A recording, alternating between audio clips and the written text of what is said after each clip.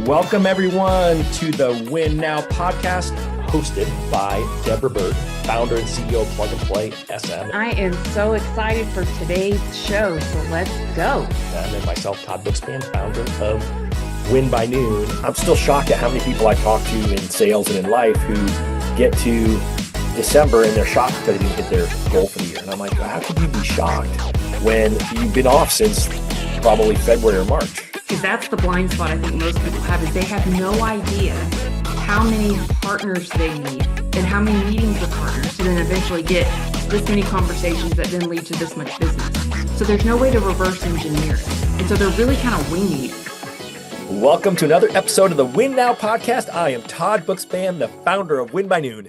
And I'm Deborah Byrd, the founder of Plug and Play SM. Man, I just love it. You can't see it. We talked about it last podcast. Deborah's doing a dance back here. What did you call it? It's like an arm pump. She's doing an arm pump. It reminds me of Frank the Tank. I don't know what movie that was on, but he does this. Yeah, so I always get frustrated when I listen to a podcast because I listen to them all. I never watch them, and they're talking about something they're doing in the studio, and I can't see it. So this will be which is so odd because I always watch on YouTube. I don't listen. Well, we're so reversed. The good news for all of you who are listening to the Win Now podcast on your favorite podcast site is it is also on YouTube. You can go find it there. It's on the Win by Noon channel. And on the Win by Noon channel, we've got a channel for Win Now. I would love to have you watch there. So we're going to talk about doing a quarterly review. Here we are. It's Q2 of 2026. And we really want to talk about what we're doing and what we maybe encourage you to do to really look back at Q1 and get things launched. Now, I said we could just do this as any quarterly review. And you told me that was a bad idea. Why? Because I think it matters if it's the first part of the year, like first quarter, you're reflecting back versus when it's fourth quarter, because you may need to put like full court press mode so you can reach your goals. That's why I like the quarterly reviews, is you can at least check the scoreboard to know, okay, how far behind or ahead am I? It allows you to, reminds me of grades as a kid, like, where am I and am I going to get grounded? So I need to know where am I at in the grading period to put the full force on and really for study. Some extra credit. Yeah. Yep. That's what it reminds me of. So for the procrastinators out there like me or anyone who's ADHD and you tend to put things off, like I think it does matter. You can break it up.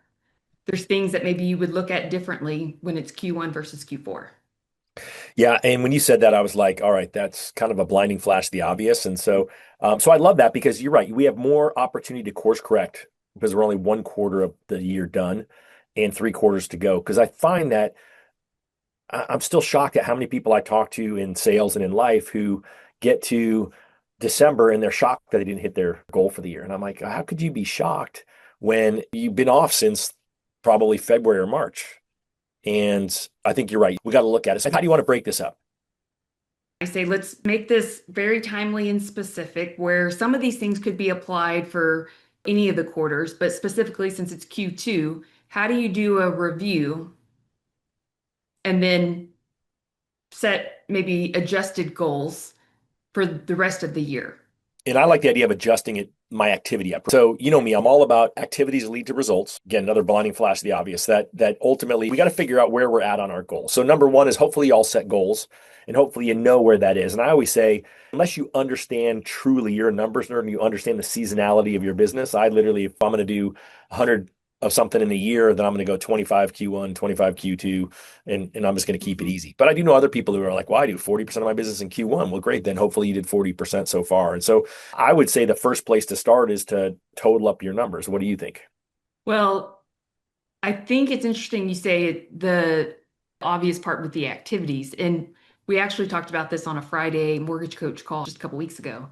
You weren't on that one, but they talked about knowing your numbers and conversion rate and knowing how many loans funded, what's your pull-through rate, blah, blah, blah. And I had said, if Todd were here, he would press on us and say, it's equally as important, if not more important, to also record your activities. Because that's the blind spot I think most people have, is they have no idea how many partners they need and how many meetings with partners to then eventually get this many conversations that then lead to this much business. So there's no way to reverse engineer it. And so they're really kind of winging it. They pick numbers, but they don't know how to necessarily get there. I 100% agree because people are like, well, if I get, 3 applications, it's one closed deal. My goal is to close 50 deals this year. So I need 150 applications. And so I divide 150 by 4, and that's where I should be at this year, which is okay. But it doesn't tell me what do I need to do today when I wake up in order to make sure I get 150 applications this year. And so there's a great book on it. It's the 4 Disciplines of Execution. There's 3 authors, and I feel bad. I only know that one of them is I don't think Sean I've read this Covey. one. What's that? I don't think I've read this one. It's called The I'm Four shocked. Disciplines of Execution. Yep, 40X, 4 Disciplines of Execution. And so Sean Covey, Stephen Covey's son, is one of the authors. And spoiler alert, what it really says is you need to have a WIG, a wildly important goal. So maybe that's Mm. whatever your goal is for the year, dollars, vacation days, whatever that looks like. What's your wildly important goal? You have to have a compelling scoreboard, right? Where are you going to keep track of that, right? Is that just going to be something you stick on the wall? Do you have a cool CRM that'll track that for you? But ultimately, you have to have a compelling scoreboard. And then you got to bring it back to lead indicators. What are the things I need to do today? Because the scoreboard's a lag indicator, right? What am I going to do? What am I going to do to get there? Then you have to have a cadence of accountability. So the cadence of accountability is where you would sit down with your team or with your coach or with a group of friends, and you would report out your numbers, and then you'd actually discuss what are the challenges I've had, what's gotten in my way. We used to do this as a mortgage team, and we would do a Friday meeting. And so we had a scoreboard, we had our goal, we would check where we're doing, and then we had this cadence of accountability where everyone was reporting out their numbers and their goals. And it was interesting because we had loan officers, we had processors, and we had people with other roles, and they all had metrics that they were tracking, and we all knew what the lead indicators were to get there. And some of it's a little harder, right? If you're like a loan processor, I think has a catcher's mitt on there catching it. So they were like looking at number of days to review a file, and they had some other metrics they came up with. But this cadence accountability was, hey, here's a problem I'm having, where other people would speak into it. And so that was the piece. And then really knowing what is the lead indicator. I think that's, you just said it. It's recording your activities. Like in the end, we all know you need a certain number of leads, like 5 leads to get to 3 apps, and 3 applications to get 2 pre-approved, and 2 pre-approved to get 1 closed. Like that could be real numbers. That was the numbers for my team in a recent year. But how many calls do I have to make? How many people I have to talk to or meet with in order to get that 1 lead? That to me is the most critical number out there, because that tells me how hard I have to work.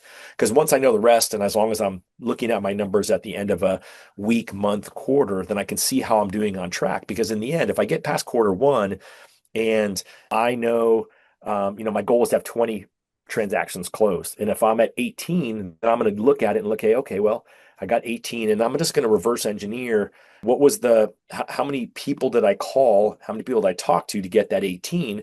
And then I'm 20% behind. I'm just going to increase that probably by 25% just to get it going. And sometimes the law of averages kicks in. I mean, maybe you did get all the applications you thought you needed to get there, but they haven't all gone under contract yet, or, whatever it is in your sales process to get there. But I do think that that's your opportunity, because you don't always have to, you can feather the gas pedal, right? You can push the gas pedal down, then you can take it back off, and you can push it down and you can take back off. And I think most of the time we need to probably push it down a little bit more, but you just don't know how far unless you actually are clear on the numbers of what it takes to get there. Yeah, and as you're saying that, I was like, back when I was originating, I remember I was the LO who would hesitate to make the call. So what did I do? I leveraged marketing and social media to create inbound conversations, because to me that was just easier. So I would do a look back over 12 weeks and just look at how many weeks in a row did you win the week? Like that you consistently created at minimum 3 posts a week. Did you do at least 1 long form video? But it's, what are you doing to put yourself in the paths of opportunity to create conversation, to create your own demand? So it's not always you just having to call. And one of the most successful posts that I've seen consistently done by loan officers is the I have a magic buyer or I have a magic seller post, which is usually done on the weekends. And it comes from their conversations from the week, that if, say, they have a client who was getting pre-approved and they knew exactly the type of home, the neighborhood that they were looking for, then they would create a post that was like, hey, I have this buyer I just pre-approved, like everything's ready to go. They're looking in this neighborhood. It's their starter home, so 3 bedroom, 2 bath, whatever it may be. And they literally make that post, and it creates interest and creates demand from their own social sphere, which then they can give that to a real estate agent partner of theirs. Same thing with the I have a magic seller post on Sundays, which is any client they spoke to that has to sell before they buy. So you're just helping promote the sale of the home, because in order for them to purchase, they need to sell the home. And so those are the getting demand and creating your own demand types of posts that was only revealed by consistent action. So that's part of the quarterly plan is when you look back is which pieces of content outperformed the others. And whatever the top two or three are, then you know what to double down on for the next quarter.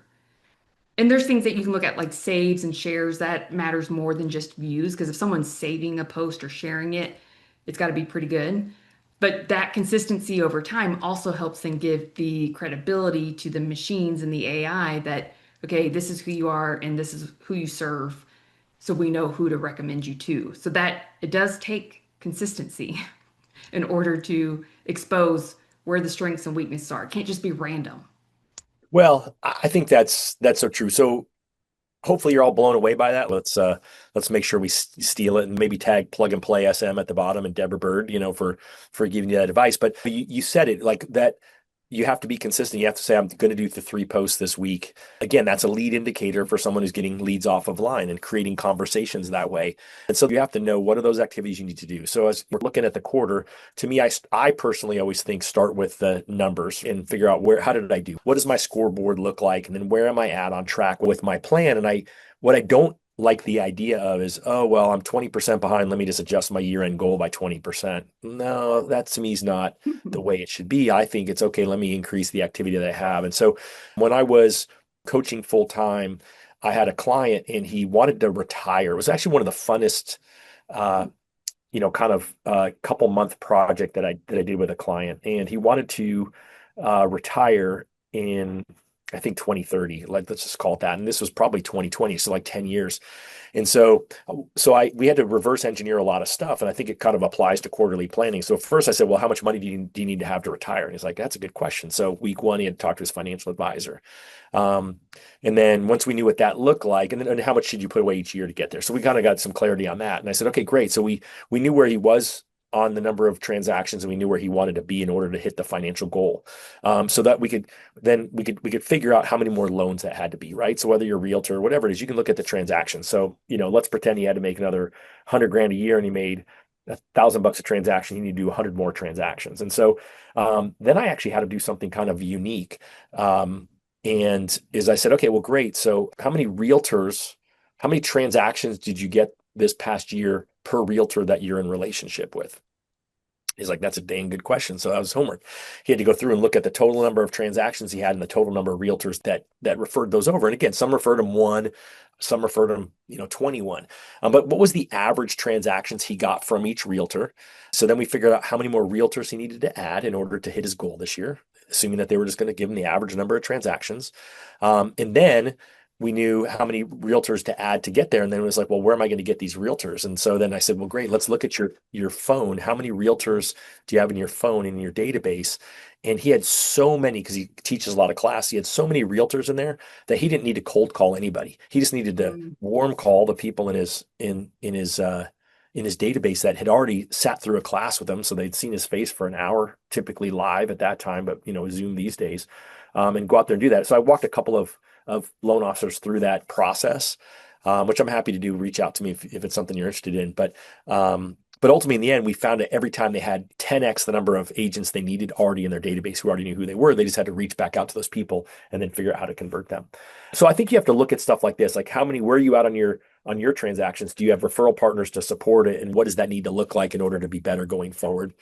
What about conversion rates? What do you think on looking at conversion rates from calls to leads to apps, all that kind of stuff? I mean, I think it's essential to know where potential improvement could be, where sometimes it's not necessarily more calls, it's being more effective on the calls that you're already having so that just small little tweaks can make big leaps for those who Ooh. are just told to do more, do more. It's like, why don't you get better? And then you don't have to just maybe do twice as many calls. You just learn the art of persuasion and communication and how to lead and influence. Like you could potentially call less.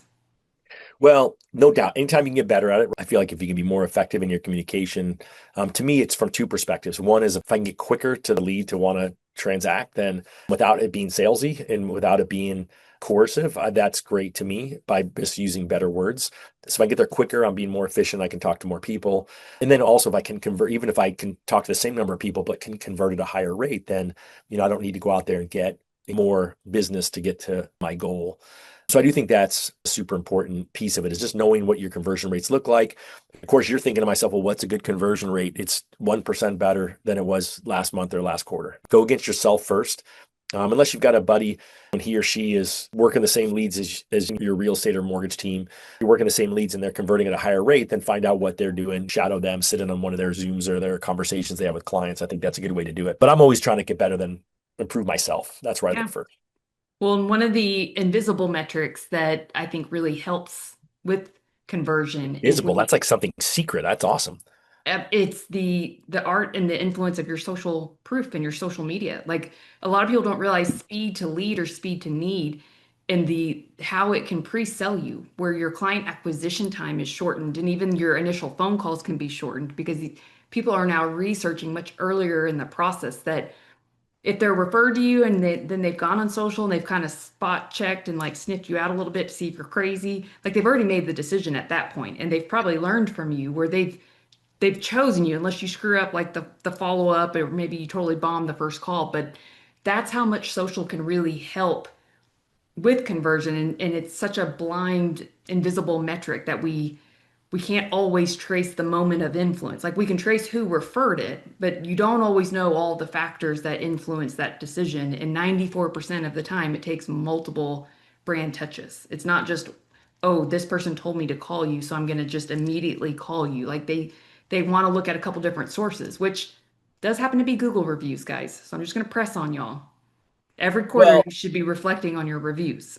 so what I would say on this, right? I mean, we don't talk about you enough like we should. And the fact is, if you're not following Deborah, and should they follow which of your Instagrams is the best one I to would say Plug follow? and Play SM is the one that's going to get you the daily educational content. Yeah, I mean the content's free there. I pay Deborah for her social media for Win by Noon. Um, there's a great opportunity for you to learn, right? I mean, you continue to drop these little nuggets, but I think that you're doing such a great job of going into detail on all the free stuff you're giving away. Because I know you've done the how to do your Google reviews before. I know you've done have make sure you got your Mhm. Google business set up. You've got all that stuff you've given it away for free. So if you're not following Deborah, please do. So all right, so we got just a few minutes left. For me personally, it's funny because this quarter I'm using Shayla Gifford's Catalyst Planner. So it's a Win by Noon collaboration that we did. And so it's funny because a lot of the custom planners we've done have a lot of the things, a lot of my stuff in there still, right? So I'm looking at it literally when I look at her last page, the quarterly review literally is mine. So it's the same one out of a Win by Noon regular planner, but it's right. Fill your bucket, memories you created this quarter. So it's not all about business too. I think you got to Mhm. look back and say, so it's memories you created this quarter, personal accomplishments, business accomplishments, other things I do not want to forget. Sounds really weird, but I did this once in my life planning. Well, I did it every year in my life planning, but once they gave me a cheat sheet of the things to try to remember. We all get a little older, and sometimes our memory's not as good, but it was all the things that I did with my family that year. Thinking about going to Dave and Buster's on date night with my kids. That was a very common one. In fact, Giselle and I, she's 23, we're going to go to Dave and Buster's soon. We don't Oh, love Dave and wow. Buster's. I came up to her, said, "Oh yeah, Giselle said she wants to go to Dave and Buster's with you." I'm like, I can't wait. We'll drop $100 so we can win a $6 stuffed animal. Yeah. So it's things to remind you. These are prompts to get you to remember stuff. Areas for growth and improvement. Personal stuff I wanted to do this quarter and did not. Business stuff I wanted to do this quarter and did not. People I wanted to connect with this quarter and did not. Projects, milestones, and steps I wanted to complete and did not. Other areas I need to improve on. So, that's cool. That's At one the of my ever favorite parts. Yeah, at the end of every month, there's right, keep improve start stop kiss, right? The keep doing what worked for me, improve what areas are were good, needed more work, right? Start activities or projects or habits, and then stop what didn't work. And so think through that. What's that routine look like? Certainly the Win by Noon users, you've got that in there. It's funny because I talk to a lot of you who don't actually do the end of the week or the end of the quarter review. You just love to use it as a daily tracker. But I think really the magic and the power is in going through the end process. And what I found for me was when I did it after a year, it was harder. When I started doing it weekly Oh, and monthly, then in quarterly, it made it easier to remember those things that the small things that didn't slip through the cracks anymore. all the small things. You know that song? I think it's Um, Blink 182. oh yeah, yes, I do now that you didn't quite, Oh. now that you say it, yes, Oh, I you do know didn't it. like my singing. Well, Okay. so the other thing I would say too, again, then you got to start. I mean, we're recording this a week before the quarter ends, but I've already started in my planner. I've already got it labeled up for coming up in April, and then I've already started my, um, I've got kind of a what I call sort of my brain dump spot. So it's so I'm already filling it up with things in here to be ready. So it's my But how quarter can ahead people get idea this, list. Todd? Like, explain to them how they get this and why you did it quarterly. And I know we're kind of tight on time, but I think it's important for people to know where they can get a resource like this so that they can get back on track. Well, winbynoon.com, use the code trial26 on a quarterly subscription. We'll send it to you for free. You just pay shipping. And then if you don't love it, then just email. It'll have all the stuff in there and we'll cancel. The weird part is that I don't even know who cancels because the email goes to Arnie and she sees it. She doesn't give me a list of, oh my gosh, Deborah just canceled her subscription. But we can still be friends even if I found out on accident. I saw your email saying, hey, Todd, I'm not using it. Can you cancel? But it's a free opportunity for you to try it out for a quarter. You can start in the middle of a quarter. It doesn't really matter. It's undated, so you can start whenever you want. But if you're listening to this now, it's probably a good time to think about it. But I really created it because what I found was uh, I have a heart to help people reach their potential, whatever they believe it to be. And I just found that there's not a lot of tools out there. There's a lot of talk. There's a lot of systems. We all know what we have to do, but we're not committed to consistently doing it, to steal your word you used before. And so we got to consistently uh, do this every day. And if we miss a day or we miss a week, we can, guess what? It's a new day. It's a new week. We can start and we can get rolling on it. I just got back from vacation. So I had a couple weeks where I didn't do anything. In fact, on the plane, I actually tore the 2 weeks out of my planner. I didn't use my You planner for two did. full weeks. Yeah, it's like weird for me not to. I I just I put put lines stuff through it. I put stuff in my planner that was for when I got back. So before I left, I already had things like I got a friend I want to reach out to who moved and lives nearby. So I put that Yeah. on today, knowing I'd probably be a day where I'll be caught up enough to do it. If I don't do it today, I'll cross it off, move it to tomorrow because it's not an urgent thing. Hmm. But the but I just tore it out and I handed it to the flight attendant. Hey, do you have trash up here? Um, but I normally, even on vacation, I'll normally put stuff. But you know what? I was on vacation. I didn't. I did write a couple things down, but I got my new planner. I'm ready to rock and roll. The only So thing I'll say to kind of put a Deb X point on it is, especially as we get to like mid-year, it's a great gift opportunity for your team. If everyone shows up with the planner and it just helps with accountability, even if it's your partners. When everyone, whether it's Zoom or live, is all doing the same activities, it makes it easier to even lead meetings, to do your reviews with employees or staff. So just give it a chance. It's like any muscle that you're working out. It may be difficult at first. It was for me. I didn't use it at all the way that I use it now. So don't give up on yourself too quickly. And I still say, like, I mean, I'm big on the electronic calendar, but there's something about writing it down and things that when I'm on a call and I can flip to that page and put it there, there's just magic in the crystallization from actually physically writing. So give it a shot. well, and it's a new quarter. It's you get to write a new story. And so the last thing I'll say is be intentional around it. Like, what are the things I want to be intentional around this quarter? So what did I learn from last quarter? Basically, that was kind of that last thing I went to, the keep, improve, start, stop. And then really set that as your standard, right? If you need to now, you were having quality conversations or meeting with a total of 10 people every day, you didn't get there, then what's that new commitment need to be? It needs to be 12 or whatever it is. And if you don't hit it today, then you only did 10, you were supposed to do 12, then tomorrow that number needs to be 14, right? You really have to commit to yourself to be excellent, to be true to the desire where you're trying to go. And you're not going to hit it every day, but you have the opportunity the next day to make it up. And so to me, I'm excited for Q2, right? Q1 was a busy quarter for me, a successful quarter for me. I'm excited to be doing my quarterly review. I'll do it this weekend ahead of everything, and I'm excited for Q2. It's going to be an amazing opportunity for some fun. Yes. If you haven't subscribed yet, please subscribe. If you know someone else who you would like to do a quarterly review with, or you think needs to do one, please give this a share. All right, guys, you have it. Now all you have to do is win now.